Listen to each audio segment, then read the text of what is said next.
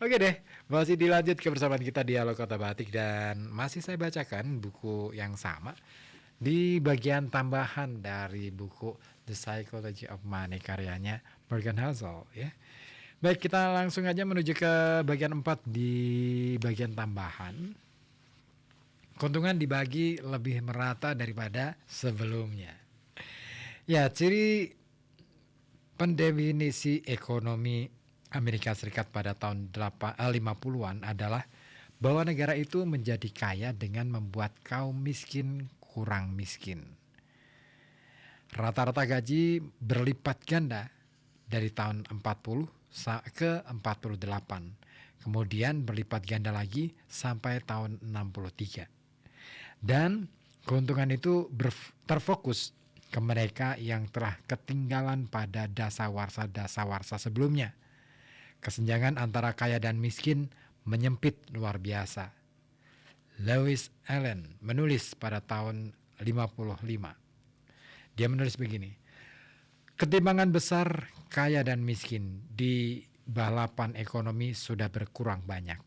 Para pekerja industri sebagai suatu kelompok mengalami kemajuan terbesar. Orang-orang seperti keluarga pekerja pabrik baja yang dulu berpendapatan $2.500 jadi mendapatkan $4.500. Keluarga operator mesin berkeahlian yang dulu berpendapatan $3.000 jadi bisa membelanjakan $5.500 per tahun atau lebih. Sedangkan bagi 1% teratas, orang-orang yang paling kaya, yang kita bisa golongkan secara sangat kasar sebagai yang berpendapatan $16.000 ke atas, porsi pendapatan mereka dari total pendapatan rasional sesudah pajak turun dari 13% menjadi 7% pada tahun 1945. Itu bukan tren jangka pendek. Pendapatan real untuk 20% orang berpendapatan terendah tumbuh hampir sama besar dengan pertumbuhan di 5% teratas dari tahun 50 sampai 80. Kesetaraan bukan hanya terjadi di gaji. Makin banyak perempuan yang bekerja di luar rumah.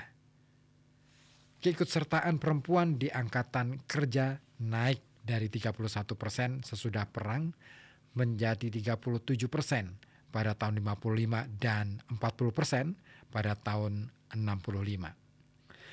Minoritas mendapatkan keuntungan juga sesudah pelantikan presiden tahun 1945. Eleanor Roosevelt menulis mengenai seorang reporter Afrika Amerika yang berkata kepadanya, Anda sadar apa yang terjadi dalam 12 tahun? Jika pada pelantikan presiden tahun 1933 ada orang-orang kulit berwarna yang hadir dan bercampur dengan orang-orang lain. Seperti sekarang, tiap koran di negara ini bakal memberitakannya. Sekarang, kami tak menganggapnya berita dan tak ada yang merasa perlu menyebut-nyebutnya. Hak perempuan dan minoritas kala itu masih sangat sedikit dibanding sekarang. Namun, kemajuan ke arah kesetaraan pada akhir tahun 40-an dan 50-an memang luar biasa. Penyetaraan antar kelas berarti penyetaraan gaya hidup. Orang biasa mengendarai Chevrolet, orang kaya mengendarai Cadillac. TV dan radio menyetarakan hiburan dan budaya yang orang nikmati tanpa pandang kelas. Katalog pesanan barang lewat pos menyertakan pakaian yang orang pakai dan barang yang dibeli dimanapun mereka tinggal. Harper's Magazine mengabarkan pada tahun 57. Orang kaya mengisap rokok sejenis dengan yang dinikmati orang miskin, bercukur dengan pisau cukur yang sama, menggunakan telepon, pengisap debu, radio dan TV berjenis sama, punya peralatan penerangan dan pemanas yang sama di rumah, dan sebagainya. Perbedaan mobil orang kaya dan mobil orang miskin tidak banyak. Mesin dan perlengkapannya sama. Pada tahun-tahun pertama abad ini, ada kesenjangan mobil. Paul Graham menulis pada tahun 2016 mengenai bagaimana sesuatu sesederhana keberadaan hanya 3 stasiun TV memeratakan budaya.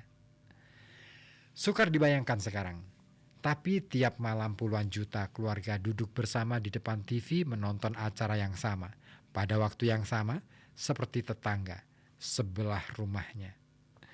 Yang terjadi sekarang kalau ada Super Bowl, dulu terjadi tiap malam. Kami benar-benar selaras. Itu penting. Orang mengukur kesejahteraan dengan membandingkan diri ke sesamanya.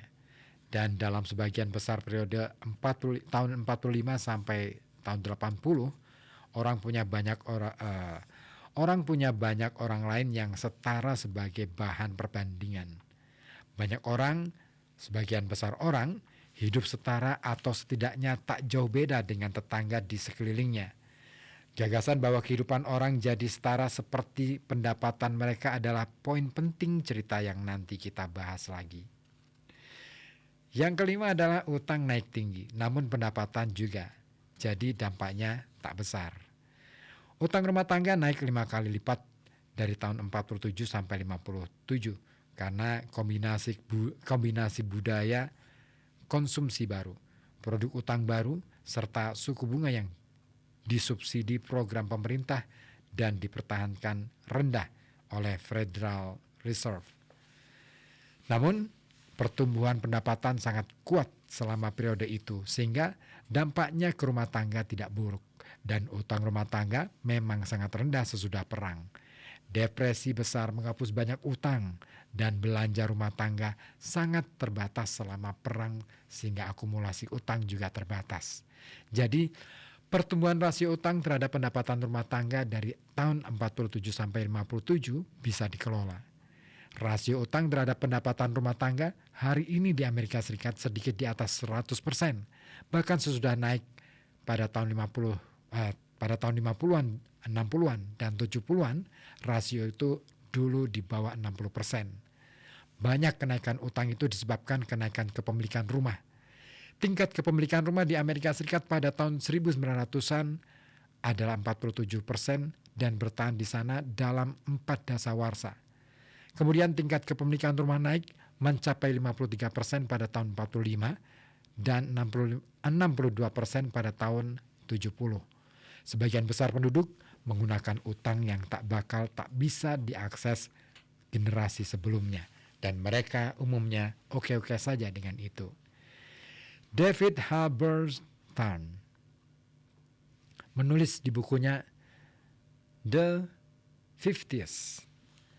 Mereka percaya diri dengan dirinya sendiri dan masa depan dalam cara yang dianggap tak biasa oleh orang-orang yang tumbuh pada masa lebih sulit. Mereka tak takut utang seperti orang tua mereka dulu.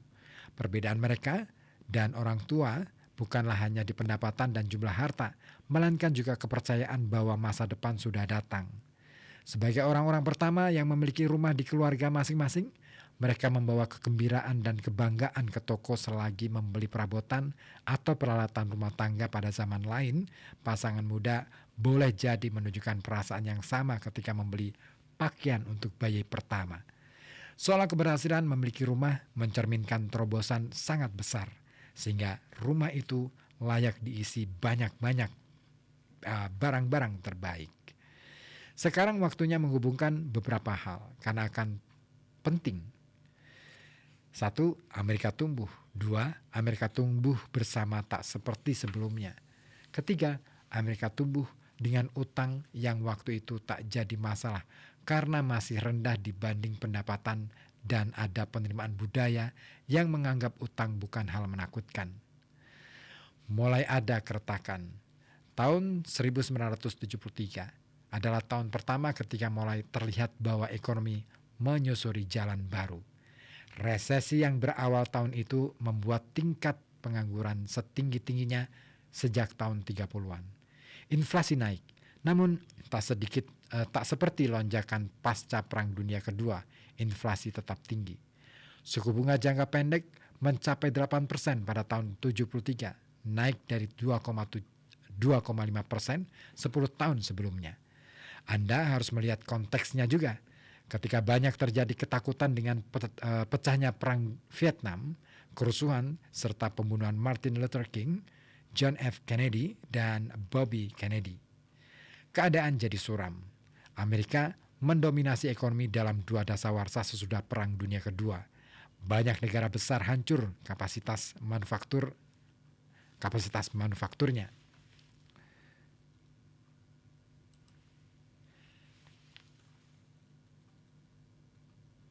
Namun, pada tahun 70-an, keadaan berubah. Jepang lepas landas, ekonomi Tiongkok membuka, Timur Tengah menggunakan kekuatan minyak. Kombinasi keunggulan ekonomi karena keberuntungan dan budaya Greatest Generation dibikin tangguh oleh depresi dan dibiasakan bekerja sistematis oleh perang, bergeser ketika generasi baby boomers mulai dewasa.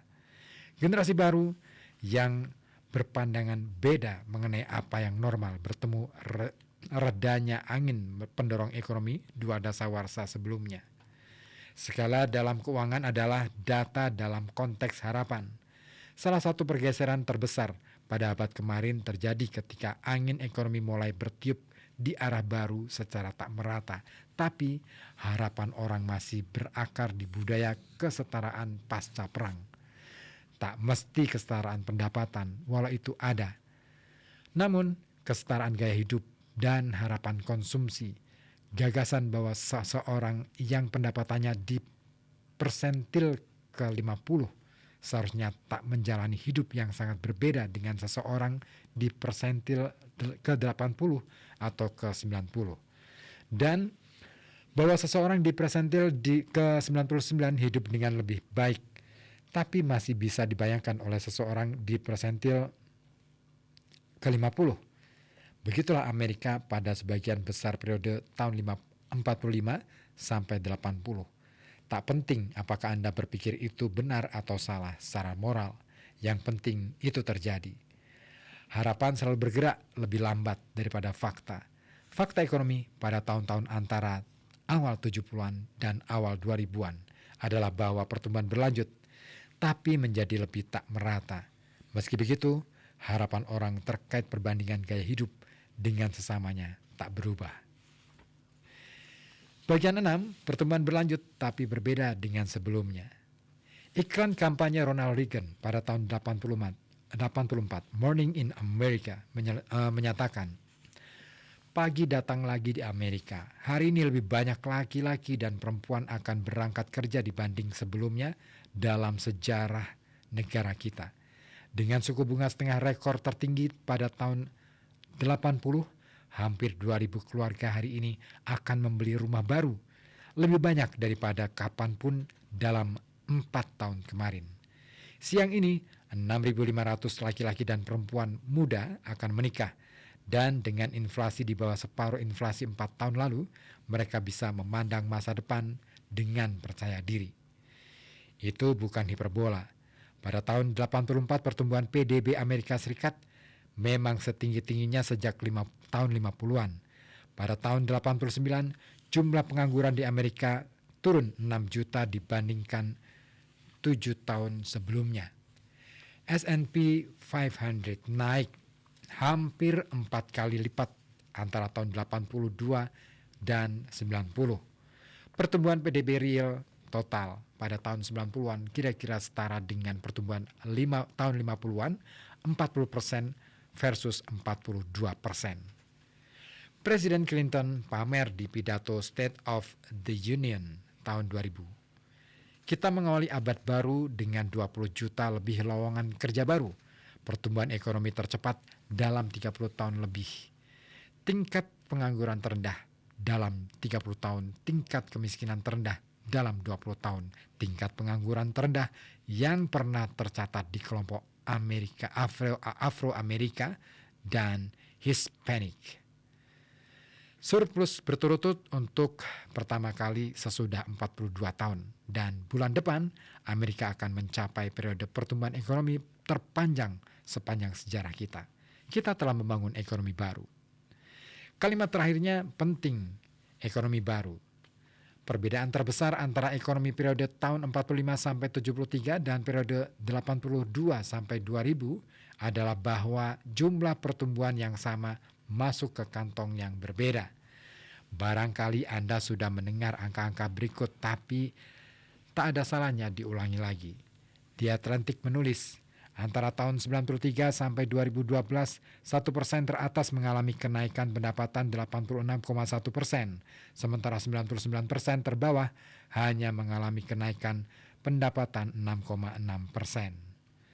Joseph Stiglitz pada tahun 2011 menyebutkan, sementara 1% teratas mengalami kenaikan pendapatan 18%, pada dasawarsa kemarin yang di tengah malah turun pendapatannya. Bagi orang lulusan SMA, penurunannya besar 12% dalam seperempat abad terakhir saja. Itu hampir kebalikan pemerataan yang terjadi sesudah Perang Dunia Kedua. Mengapa itu terjadi adalah salah satu perdebatan tersengit dalam ekonomi yang hanya kalah oleh perdebatan mengenai apa yang harus kita lakukan terhadapnya. Untungnya, bagi diskusi ini keduanya tidak berpengaruh. Yang penting adalah bagaimana bahwa kesenjangan tajam menjadi lebih kuat dalam 35 tahun terakhir dan terjadinya pada periode ketika budaya Amerika masih menganut dua hal yang berakar di ekonomi pasca Perang Dunia Kedua, bahwa kami harus bergaya hidup seperti sebagian orang Amerika lain, dan bahwa berutang untuk membiayai gaya hidup itu bisa diterima. Berikutnya adalah rentangan besar. Masih panjang nih. Oke deh, kita selesaikan ya, kayaknya ya. Nah, kenaikan pendapatan sekelompok kecil orang Amerika membuat gaya hidup kelompok itu makin berbeda. Mereka membeli rumah lebih besar, mobil lebih keren, masuk sekolah lebih mahal, dan berlibur lebih mewah. Semua orang lain menyaksikan, didorong industri periklanan, Madison Avenue pada tahun 80-an dan 90-an, lalu internet sesudahnya. Gaya hidup sebagian kecil orang Amerika yang jadi kaya dengan cara sah memperbesar cita-cita mayoritas orang Amerika yang pendapatannya tak naik. Budaya kesetaraan dan kebersamaan yang tumbuh dari tahun 50-an sampai 70-an tahu-tahu berubah jadi persaingan dengan tetangga. Anda bisa lihat masalahnya sekarang. Joy, bankir investasi yang pendapatannya $900.000 per tahun, membeli rumah seluas 300 meter persegi dengan 2 Mercedes dan menyekolahkan 3 anaknya di Pepperdine, dan dia mampu menanggung semua itu. Peter, manajer kantor cabang bank yang pendapatannya $80.000 per tahun, melihat Joy dan di bawah sadar mereka berhak atas gaya hidup yang sama.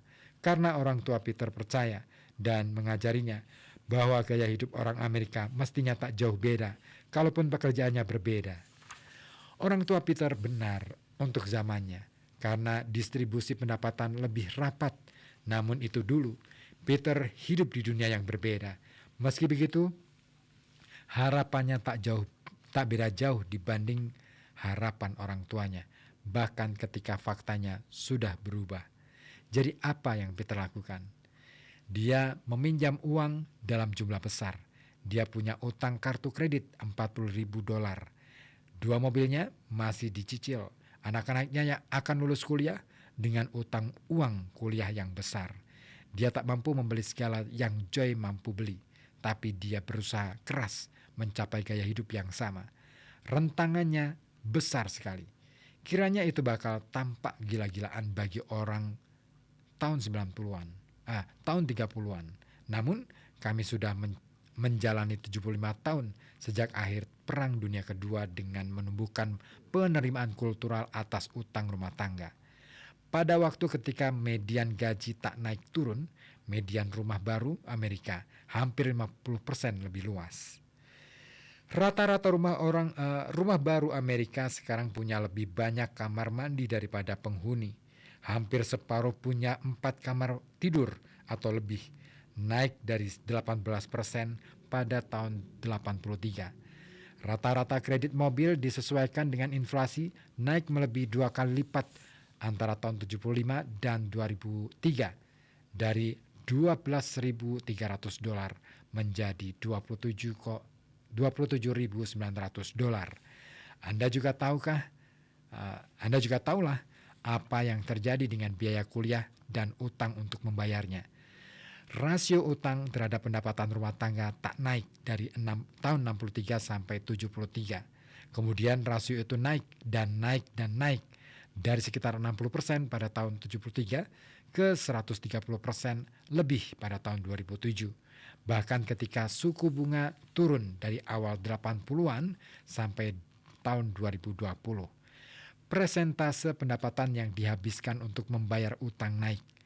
Dan makin besar di kelompok berpendapatan rendah, porsi pendapatan untuk membayar utang sedikit di atas 8% untuk kelompok berpendapatan tertinggi, mereka yang mendapat hasil terbesar, tapi di atas 21% untuk yang berada di bawah persentil kali 50. Perbedaan antara kenaikan utang yang sekarang dan kenaikan utang yang terjadi pada tahun 50-an dan 60-an adalah bahwa yang sekarang berawal dari dasar yang tinggi.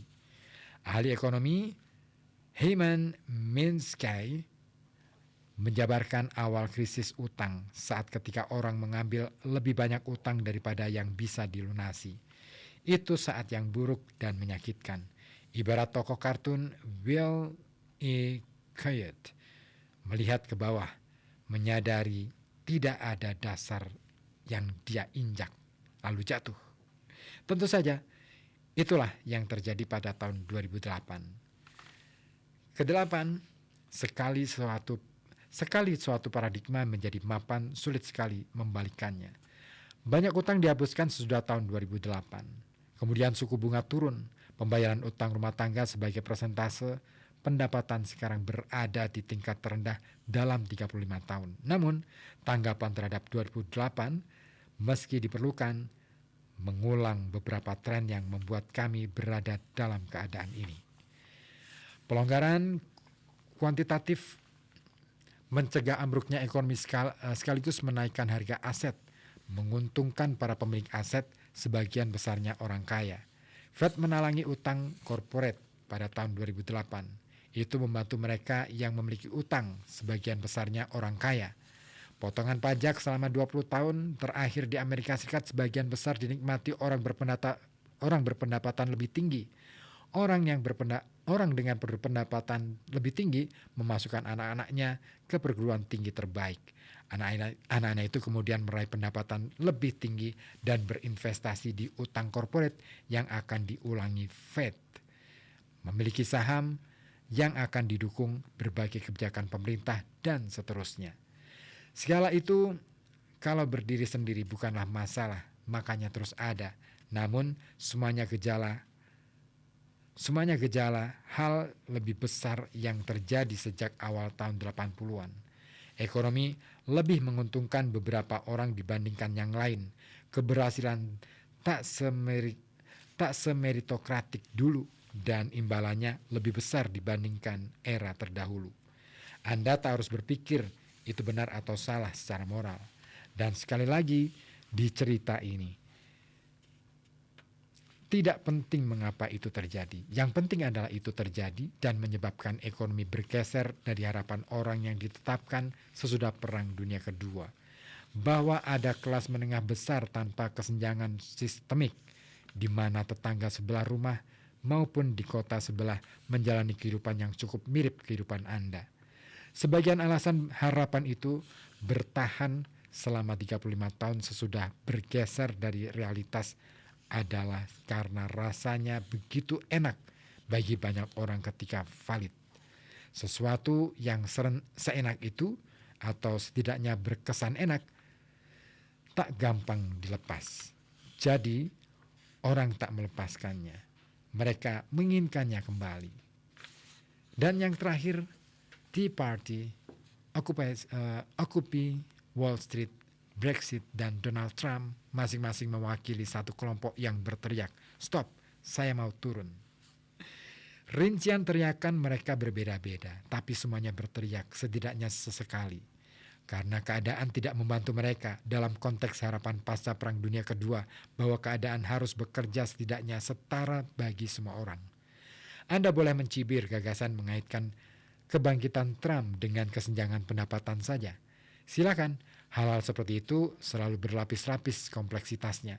Namun, itu bagian penting alasan orang berpikir, saya tak hidup di dunia yang saya harapkan. Itu bikin saya marah. Jadi, bodoh amat, persetan dengan kamu.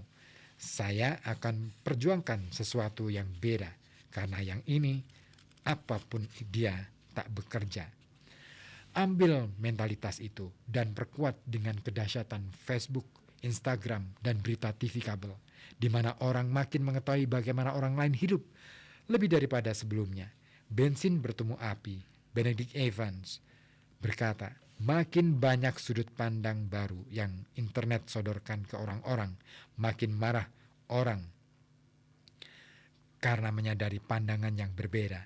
Itu pergeseran besar dari ekonomi pasca perang, di mana kisaran pendapat ekonomi lebih kecil karena kisaran hasil sebenarnya memang lebih kecil, serta tidak mudah melihat bagaimana orang lain hidup dan berpikir. Saya tak pesimis, ekonomi adalah cerita siklus, ada yang datang, ada yang pergi. Tingkat pengangguran di Amerika Serikat sekarang paling rendah dalam beberapa puluh tahun. Gaji sekarang sebenarnya tumbuh lebih cepat bagi pekerja berpendapatan rendah dibanding orang kaya. Biaya kuliah boleh dikata berhenti bertambah sesudah dana hibah dipertimbangkan.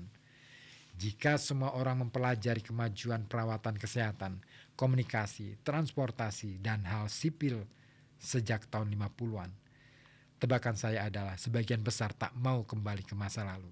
Namun, satu tema sentral cerita ini adalah bahwa harapan bergerak lebih lambat daripada realitas di lapangan. Itu berlaku ketika orang bertahan di harapan tahun 50-an, selagi ekonomi berubah dalam 35 tahun sesudahnya. Bahkan jika kelas menengah mulai bangkit lagi hari ini, anggapan bahwa semua orang dirugikan kecuali yang ada di paling atas boleh jadi bertahan lama.